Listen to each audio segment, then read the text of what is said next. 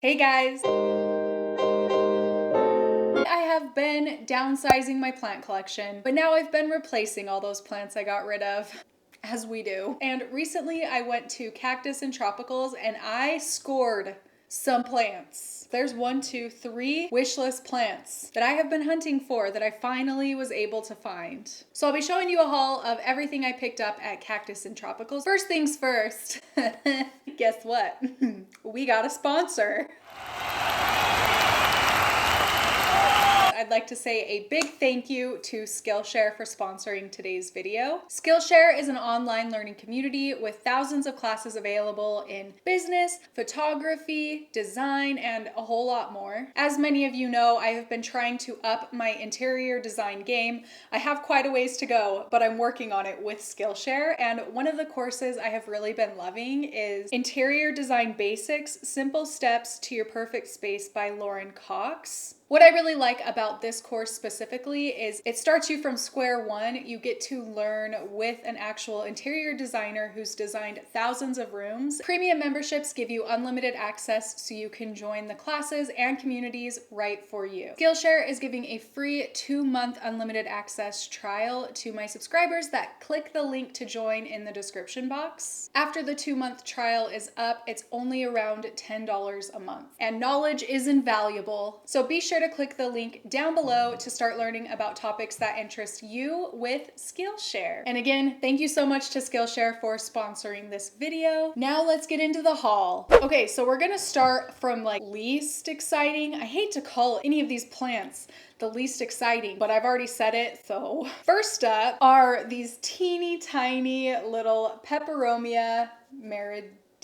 Each of these were $3.50, I believe, and I actually got these. I have had this plant before. It's one I decluttered, but now I decided I want to build a terrarium for my baby's nursery, so I ended up picking up both of these to put in the terrarium. I think they'll look really nice in there and they'll do really well in a terrarium environment. Yeah, they're so cute. Really happy about these. This was kind of a spur of the moment random thing to pick up, but worst thing is I actually used to have this plant and then I gave it away to someone on Facebook. Full circle, guys, full circle. That's how I do it, I guess. The next plant is another duplicate plant that I have had before.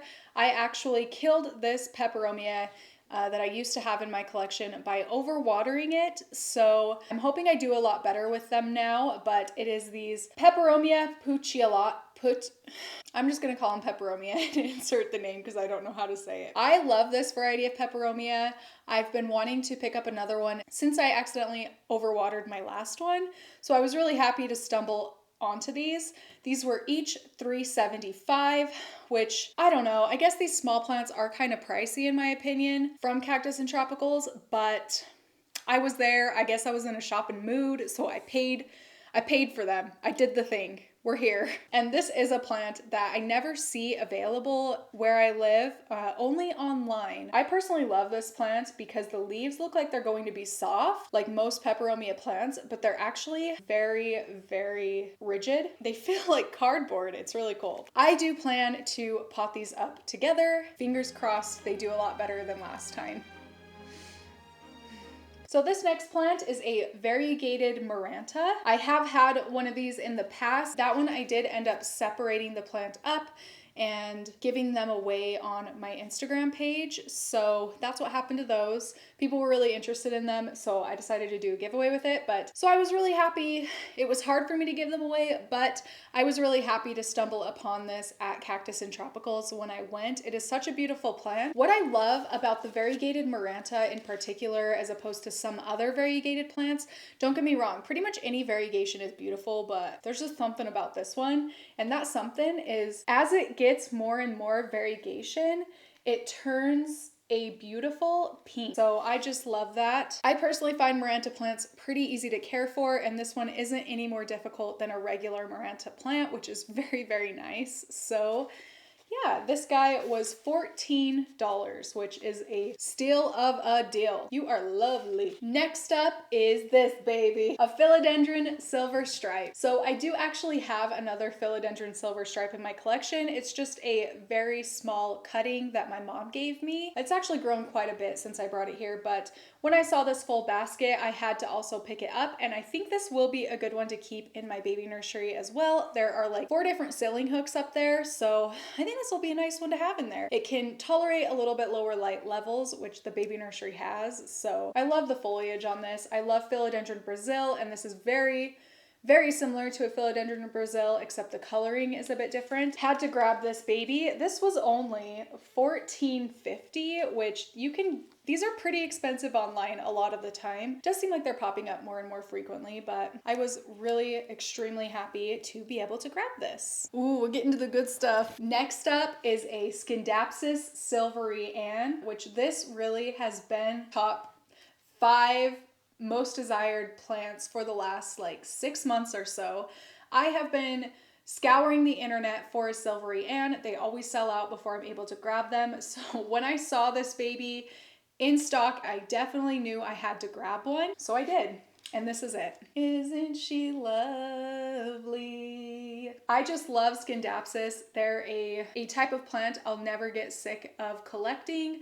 I currently only have 4 different varieties, and there are so many other varieties out there, but crazy Scindapsus varieties are very difficult to come by. I don't know what it is. Like, there's the basics, but other than the 2 basic ones, the rest of them are pretty hard to find. So when I found this, I was absolutely thrilled. This baby was $24.50, so a little bit more than I normally spend on plants, but where it is a pretty uncommon plant to come by where I live, I definitely think it was worth it. Okay, drum roll. It's a toss-up as to which one is my favorite between the Silvery Ann and this one, because the Silvery Ann has been on my want list for a lot longer than this one. This has been on my wish list.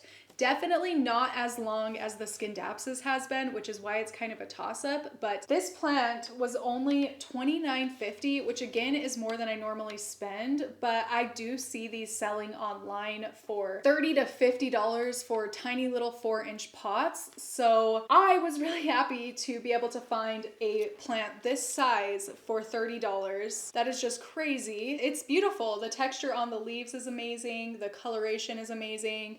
I love how it's already climbing, and these guys are twisting together, doing their thing that Hoyas do, that we all love. I was so excited to see this one, and for the price especially, I think this was an excellent find. So if you're in the Utah area, check Cactus and Tropicals. They had quite a few in stock. Definitely worth checking out every once in a while. I can't believe I did this. I actually forgot to film a plant in the plant haul video. Fortunately, it's the same day that I realized, but I missed a plant. How did that happen? And as you guys know, I've been wanting every variety of Hoya. I've been obsessed with Hoya. I used to not get what the hype was. Now I have a bunch of them, so it happens. But I did end up getting this Hoya Shepherdii. Is that what you're called? Yeah, I believe it's called a Hoya Shepherdii. This guy was $23.95. This is another one I never see available anywhere where I live, so I thought it was definitely worth it to pick it up. It is a bit of a smaller plant compared to the rest of the plants you usually find at Cactus and Tropicals, but I was extremely happy to be able to pick this up. Sorry, I forgot about you. Okay, so that is everything I ended up grabbing and buying and spending my money on at Cactus and Tropicals the last time I went. I don't make it out there often. It's probably a good thing it's not closer. Otherwise I would be broke. It would be dangerous, let's just say that. I'm really happy with everything I picked up. So far it seems to be doing really well under my care. I've had them here for a few weeks now. I've been waiting to film this video a little bit, but yeah, let me know if you have any of these plants in your collection. Please give me your best care advice for them. What seems to work for you, keeping them happy and healthy and alive, ideally alive. I would really appreciate it. Let me know which one was your favorite I picked up. And yeah, that is it for this video. Thank you so much for watching, and I will see you in my next one.